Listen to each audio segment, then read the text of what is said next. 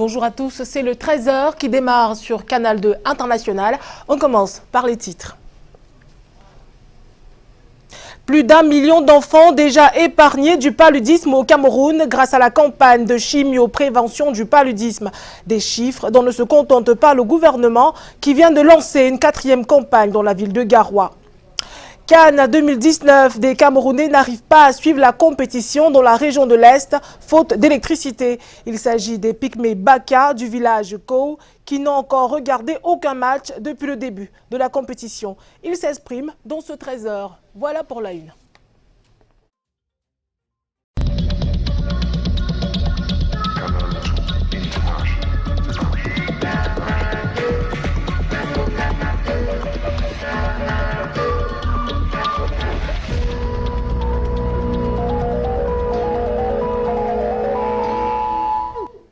Merci de rester des nôtres. Un important stock de produits pharmaceutiques a été saisi par des éléments de la douane camerounaise. Des produits venus du Nigeria, du Congo et de certains pays européens qui seraient impropres à la consommation. Ils sont entrés au Cameroun par voie maritime, terrestre et aérienne. On en parle avec Robert Itok et Stéphane Binac.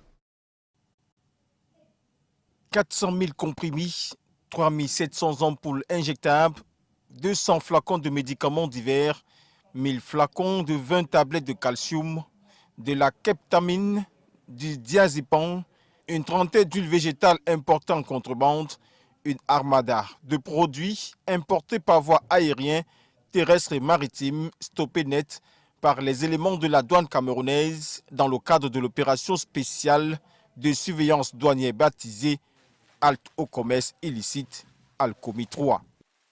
C'est des produits qui ne sont pas toujours propres, n'est-ce pas, à la consommation locale parce que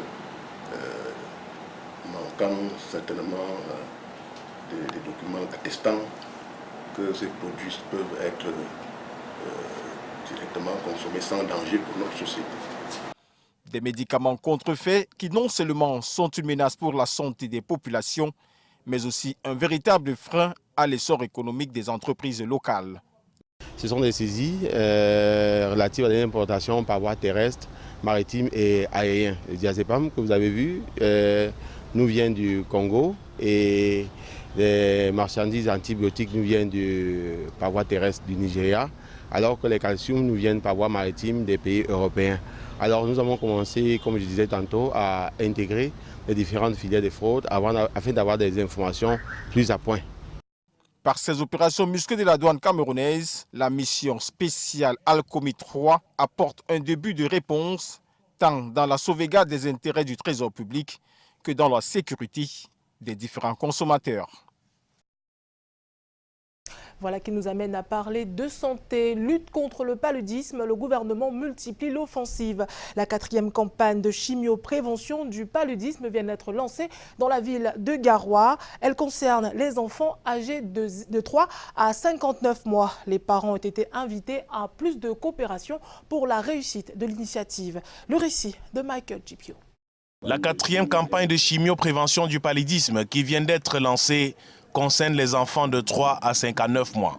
Au cours de cette cérémonie de lancement, le délégué régional de la santé publique a présenté de fond en comble les succès de la dernière campagne.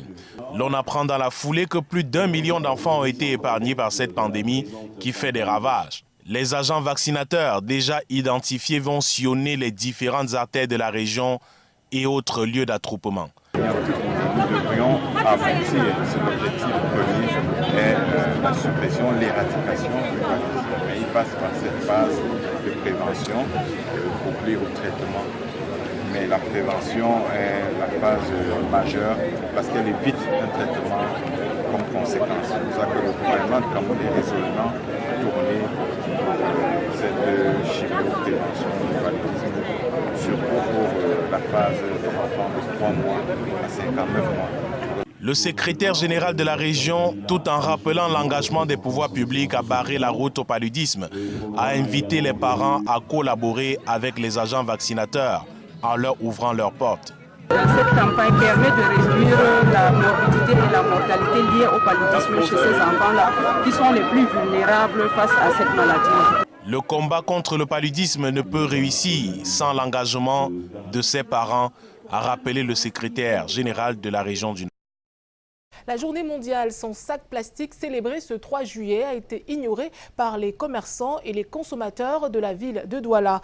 Les raisons évoquées pour justifier cela sont multiples: ignorance du concept et manque de moyens alternatifs, entre autres. Ce qui conforte les spécialistes dans l'idée selon laquelle la situation profite à certains opérateurs économiques. Junior Oussin, Henri Tinda. Nous leur avons posé la question suivante. Savez-vous que ce 3 juillet est une journée sans plastique? Non, je ne sais pas que ça existe. C'est vous qui m'informez. Journée mondiale sans plastique. Et nous, les petits sauveteurs, comment nous allons faire sans plastique? Tout comme il semble impossible pour ces commerçants et clients de passer une journée sans plastique, il leur est également difficile de s'en passer définitivement, et ce pour plusieurs raisons. C'est impossible de ne pas passer une journée sans emballage plastique parce que nous vendons les emballages plastiques. Et partout au marché, on vend ça partout. Parce que c'est moins cher, hein? Et ça nous aide aussi à emballer et c'est facile. Par exemple, si il pleut et puis tu as le carton pour emballer, ça va se percer. On nous dit que tel est interdit. On doit au moins nous donner les marques interdites ou mettre une griffe qui prouve qu'on ne doit pas utiliser les emballages plastiques. Et sécuriser nos frontières de telle sorte que ces plastiques ne vont pas arriver. Selon des spécialistes, la résistance du plastique dans les marchés et foyers est entretenue par un lobbying commercial, mais surtout par une communication inefficace sur les méfaits du plastique. On n'a pas l'impression que les familles veulent qu'on change avec l'alternative plastique. Elles ne veulent pas parce qu'elles se sont déjà habituées à la facilité.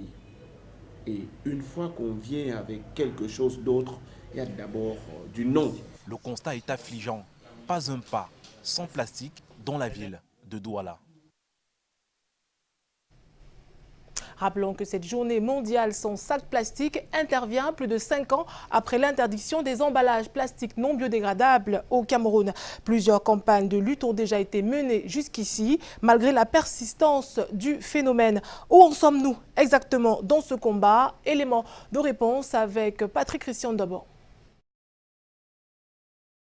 7 ans après l'interdiction des emballages plastiques de moins de 60 microns d'épaisseur, l'évaluation des campagnes successives de sensibilisation et de répression s'impose à tous les acteurs. De manière globale, on a toutes les industries de la place qui ont cessé de produire ces plastiques, mais parfois on a des gens qui sont prêts à tout pour faire venir le plastique, parfois des heures que vous ne pouvez pas imaginer. Vous pouvez retrouver ces sachets plastiques interdits uniquement dans les marchés et parfois avec certaines ambulances, avec des personnes qui vendent et puis qui n'ont pas de site. L'impact réel de l'application entamée 18 mois plus tard de l'arrêté conjoint des ministères de l'Environnement et du Commerce du 24 octobre 2012 est loin de faire l'unanimité parmi les spécialistes des questions environnementales.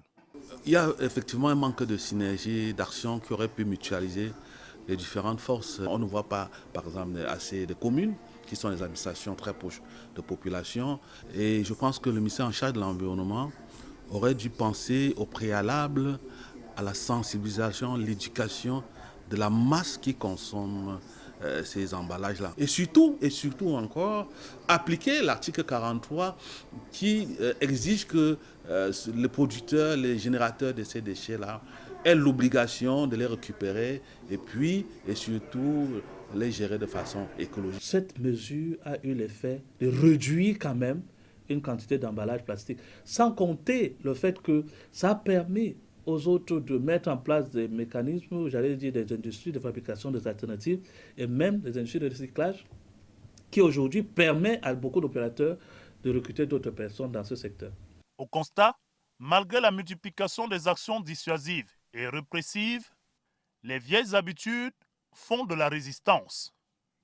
Entre sensibilisation et mesures alternatives, la protection de notre environnement reste malheureusement encore à la merci de ces usages, apparemment anodins, mais pourtant dévastateurs sur le long terme pour notre planète.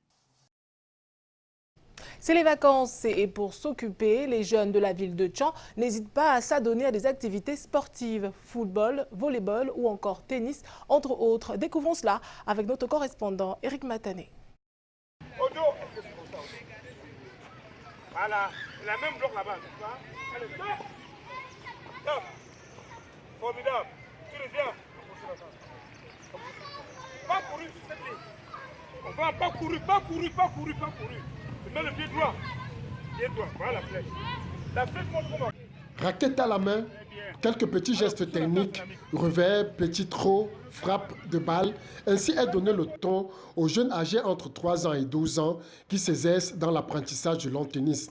Juste à côté, d'autres jeunes se forment dans la pratique du volleyball.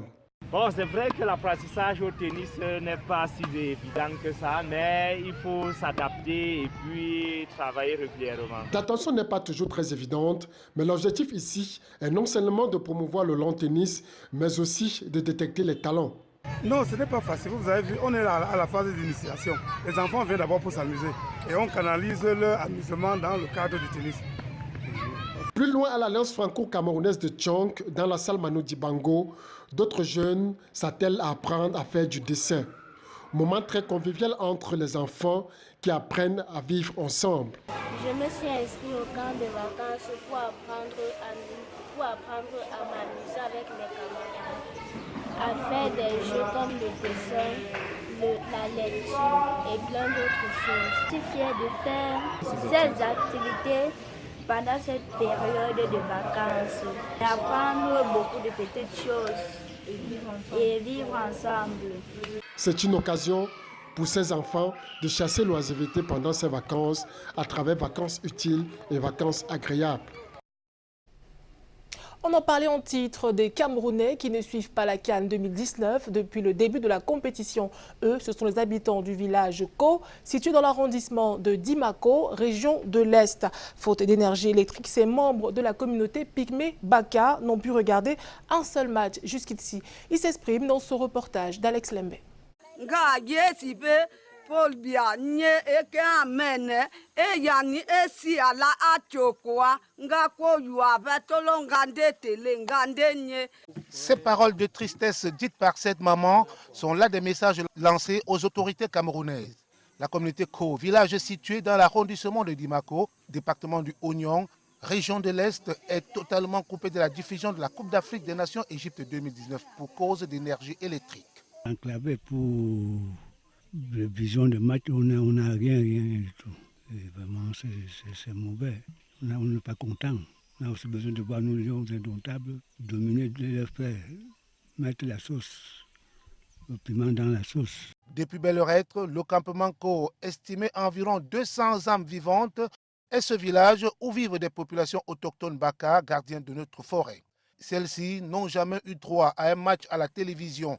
Il faut dépenser une somme de 1500 francs de transport, question de se rendre à Dimako pour visionner un match. Une équation pourtant difficile et très difficile d'ailleurs à résoudre pour cette population démunie et très pauvre.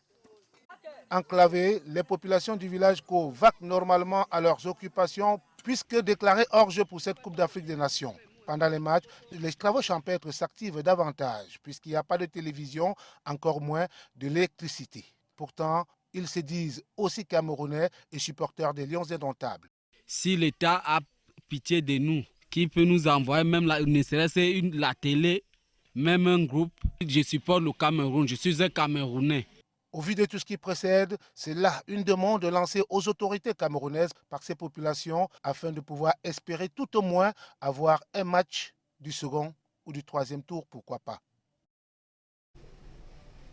Et puisqu'on parle de Cannes 2019, allons en Égypte prendre les dernières nouvelles chez nos envoyés spéciaux André Mirabeau, Mahop et Luciano Djakou.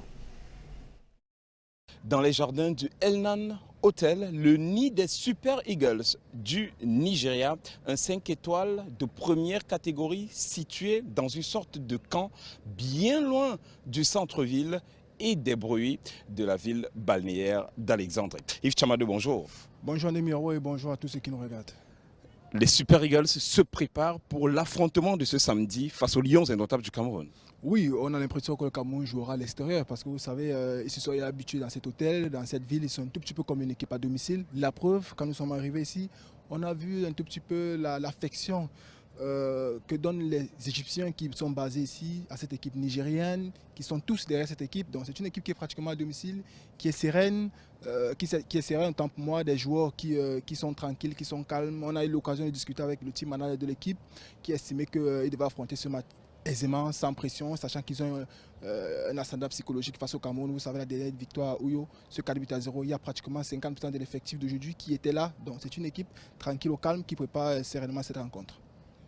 Les Super Eagles du Nigeria prévoient une rencontre avec la presse cet après-midi du côté des Lions indomptables du Cameroun basés au Tolip Hotel d'Alexandrie. Une seule séance d'entraînement sous les coups de 18h, heure locale. Demain, Clarence Seedorf et l'un de ses joueurs seront face à la presse pour la conférence d'avant-match. André Mirabeau-Maop, Yves Chamadeuil, Luciano Ndjakou à Alexandrie pour Canada International.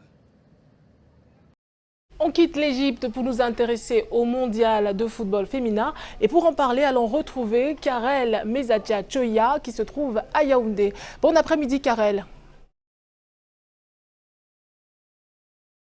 Bon après-midi Vanessa Melakamdem, madame, messieurs, bon après-midi. Vous l'avez dit Vanessa, on reste en sport pour parler du mondial féminin 2019. Le carré final est connu et on en parle en plus détail dans ce sujet réalisé avec le concours d'Alain Ghislain Kanga et Hubert Nucci. Ce sera certainement l'une des plus grandes affiches des finales de Coupe du Monde féminine. Les champions du monde, les États-Unis contre les champions d'Europe, la Hollande. Une affiche de rêve qui annonce déjà les couleurs d'un beau duel. Les Néerlandaises, en 2 participations seulement, disputent leur première finale de l'histoire. Déterminées, tenaces, elles l'ont démontré hier en demi-finale face à la Suède. Après avoir buté sur le bloc suédois, les Bataves ont trouvé le chemin des filets à la 99e minute. Les Oranges devront montrer plus que ça face à l'armada américaine. Les États-Unis ont affiché leur ambition de conserver leur titre dès la première rencontre. Ces récentes sont le bourreau des Lions indomptables en 8e de finale. L'Angleterre, le pays hôte, la France. Les triples champions du monde tenteront d'ajouter une 4e étoile dimanche à Lyon. Chine, main dans la main pour la promotion de leurs arts. Le forum de la coopération Chine-Afrique sur le film et la télévision se tient en ce moment même ici dans la cité capitale. L'Institut Confucius, partenaire de ce grand rendez-vous qui va durer 2 jours, avec naturellement l'appui de l'Université de Yaoundé de Soa. Les précisions avec Bran Kamga et Constant Kamga. Sur scène à la Fondation Mouna de Yaoundé ce 4 juillet, le groupe La Négritude présente un numéro, représentation parfaite de la traite des Noirs par le colon. Entre prestations scéniques et exhibitions avec le tai chi ou le kung fu, la 3e édition du Forum de la coopération Chine-Afrique sur le film et la télévision bat son plein. Le but de ce forum, c'est de promouvoir les échanges culturels en matière de télévision et de films entre le Cameroun et la Chine. Ils ont eu à faire cela en Tanzanie et d'autres pays d'Afrique. Donc actuellement, c'est pour promouvoir le même système au Cameroun. Réalisateurs, producteurs et experts de cinéma sino-africain se sont donné rendez-vous ici sous l'égide de l'Institut Confucius avec la participation de l'Université de Yaoundé 2. Après une semaine de visite des Chinois dans les établissements supérieurs camerounais, un triste constat se dégage. Nous nous sommes rendus compte qu'il n'y a pas d'université spécialisée dans le cinéma au Cameroun et nous pensons qu'à travers ce forum, nous pouvons avoir des projets dans ce sens-là. L'Université normale de Zhejiang en Chine est un modèle de promotion du film et de la télévision qui veut partager son expérience avec le Cameroun.